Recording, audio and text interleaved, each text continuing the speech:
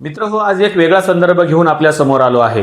हा संदर्भ खूप दुर्मिळ आहे, त्यामुळे हा व्हिडिओ संपूर्ण बघा आणि हा संदर्भ इतरांना शेअर करायला देखील विसरू नका। हा संदर्भ आहे लोकशाहीर अण्णाभाऊ साठे यांच्या आयुष्यातला।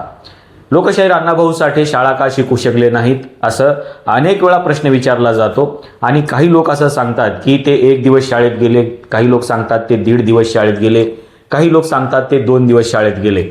पण असो, ते किती दिवस शाळेत गेले हे महत्त्वाचं नाही, पण अण्णाभाऊ साठे हे शाळेत का शिकू शकले नाहीत याचा एक ऐतिहासिक संदर्भ आहे। माझ्या हातामध्ये एक पुस्तक आहे, या पुस्तकाचं नाव आहे हिरापुत्र। हे पुस्तक दलित मित्र धनाजीराव घोडजकर यांचं आत्मचरित्र आहे।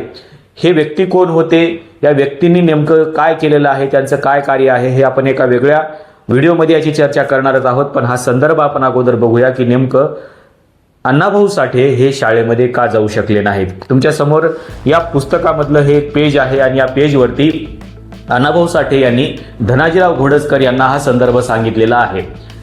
धनाजीराव घोडजकर असं म्हणतायत की मी आणि शशिकांत आवळे नंतरच्या एका भेटीत परत अण्णाला भेटायला गेलो। त्यावेळी अण्णा पहिल्या भेटीच्या वेळेपेक्षा जास्त मोकळेपणानं बोलले। ते बोलताना माझ्या मांडीला हातानं सारख्या ढुसण्या देऊन बोलत बहुधा ती त्यांची नेहमीची सवय असली पाहिजे। ते सांगू लागले, नांदेडकर, मी सुद्धा तुमच्यासारखाच अडाणी आहे हो। मी शिकलो नाही।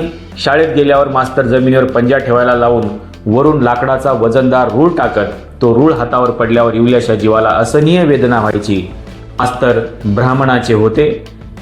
अस्पृश्यांच्या पोरांना वरून रूळ टाकून मारत। एका दिवशी मास्तरचा मार खाऊन घरी परतताना रस्त्यातल्या छोट्याशा ओहळावर पाटी दोन्ही बाजूने स्वच्छ धुतली आणि मायच्या हवाली करीत सांगितलं, माय, उद्यापासून मी शाळेत जाणार नाही।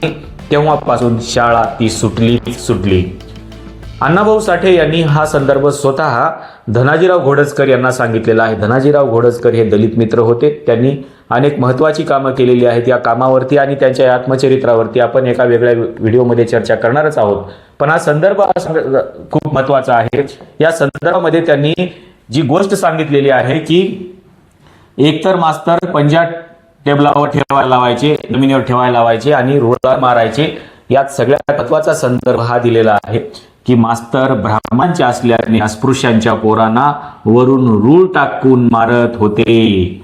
हा संदर्भ बघा। आणि म्हणून अण्णाभाऊ साठे शाळेमध्ये जाऊ शकले नाहीत। ते शाळेत गेले नाहीत कारण त्यांना शाळेचा लळाच मास्तरने लावला नाही। त्याच्यामुळे हा संदर्भ थोडंसं वेगळ्या चिकित्सक दृष्टीने देखील बघितला पाहिजे। आणि नेमकं साहित्यरत्न लोकशाहीर अण्णाभाऊ साठे यांच्या आयुष्यामध्ये हे जे दिवस आले म्हणजे शाळेत न जाण्याचे, त्याचं कारण काय आहे, याचं कारण हे कुठे स्पष्ट होतं। लोकशाहीर अण्णाभाऊ साठे यांनी या कारणाचा उल्लेख कुठेही केलेला नव्हता। त्यामुळे मी हा संदर्भ अनेक दिवसापासून शोधत होतो की एवढे मोठे साहित्यिक लोकशाहीर अण्णाभाऊ साठे झाले, ते शाळेत का गेले नसतील, 1.5 दिवस शाळेत का गेले, त्यांना कोणी फूस लावली असेल का, काय कारण असेल, असे अनेक विचार मनामध्ये येत होते। पण त्याचा मूळ संदर्भ या पुस्तकामध्ये आपल्याला सापडलेला आहे।